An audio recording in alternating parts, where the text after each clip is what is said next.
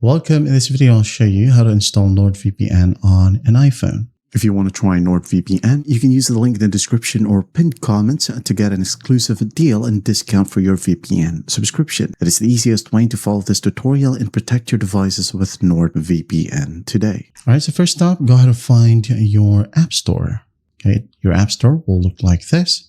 So go ahead and tap on Open. Wait for it to load. Once it loads, go to the bottom right, tap on Search.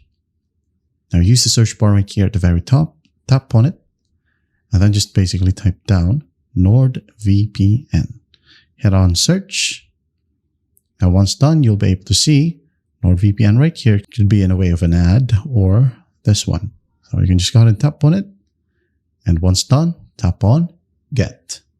Wait for the download process to finish, and then eventually it will just install by itself. So patiently wait, and after that, as fast as that, you now have NordVPN. So tap on Open, then go ahead and tap on Next right here. Allow notifications if you want to, and then just log in with your NordVPN account. That's how simple it is to download or install NordVPN on iPhone. I hope this video helps, and I'll see you in the next one.